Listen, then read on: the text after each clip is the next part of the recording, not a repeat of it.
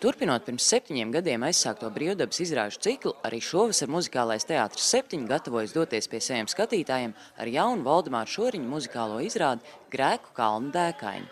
Pašas izrādes Latvijas brīvdabas estrādēs gan sāksies tikai jūlijā, bet jau maijā muzikālā teātra 7 radošā grupa pulcējās uz fotosesiju topošajai izrādei.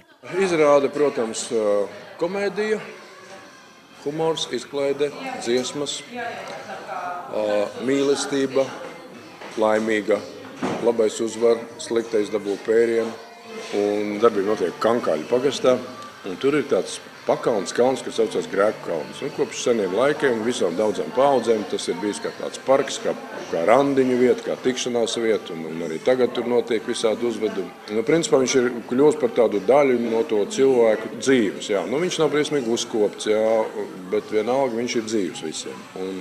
Protams, nāk īstie naudas laiki, un, protams, uzņēmīgi cilvēki tur redz lieliski iespēju izveidot skaistu spā kompleksu, jā, notīrīt visu no kokiem.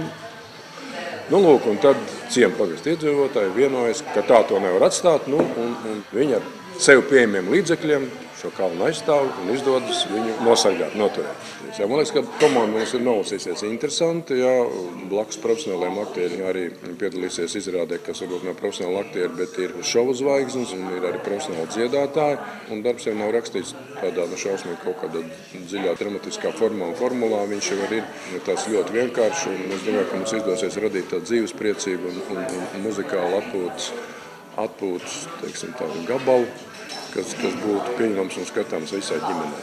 Scenāriju īstenībā nesen es dabūjusi īsti visus neesmu izlasījis, bet to sākumu vārds jau viena ļoti interesants, jo vārds ir Lindija, kas ir ļoti tāds nedzirdēts un kaut kas tāds jauns ar priekš manis un priekš visiem pārējiem kolēģiem.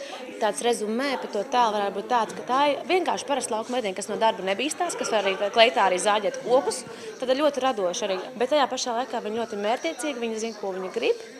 Un viņai neveicās mīlestībā. Kā jau visām meitenēm, tās, kas ir strādīgas, nekad neveicās, jo mēs esam pārņemus tā varēšana pārņem un mērķiecīgums mums to visu to sievišķo un gribas mums pa vīriešiem kļūt, ja, bet tā gluži šajā izrādē nav. Bet vienā vārdā sakot, īstenībā es ļoti priecīga, kad man Aigars Dinsbergs uzrunāja šim projektam.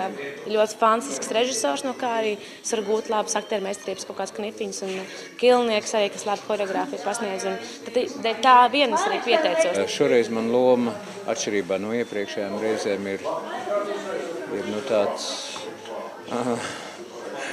tāds grāmatu zintnieks, varētu sacīt, Latvijā, tāds, kuram interesē viss, kas notiek Latvijā, kas notiek pasaulē, kura interešu loks ir milzīgi plašs, sākot no Atlantīdas un beidzot ar vabulīti, kas rāpo pat aciņu pretim, un kurš ir viens, un kuram ir meita, un kurš viņu bezgalīgi mīl. Faktiski viss, man nekas nav jāspēlē, viss ir par mani. Знаете, я думаю, что этот спектакль будет самый трудный, потому что в прошлом году была очень шикарная у меня роль. Ziniet, es domāju, ka šī izrāde būs visgrūtākā, jo pagājušo gadu man bija ļoti interesanta un smalka loma. Šogad loma ir mazāka, bet specifiskāka. Vajag viņu ļoti labi nospēlēt, lai skatītājiem patiktu, jo vairāk strādā, jo grūtāk parādīt to savu es. Šoreiz es būšu ukraiņu biznesa sieviete, kas grib nopirkt kalnu un attīstīt tur savu biznesu. Sadarbība ar muzikālo teātru man vienmēr ir laba. Kompānija mums ir ļoti draudzīga, labs režisors pats sarakstījis lūgu.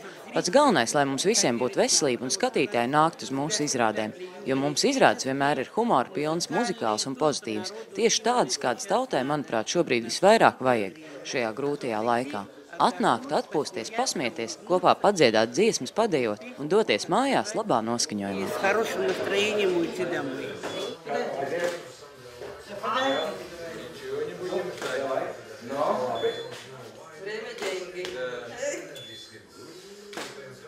О! Я!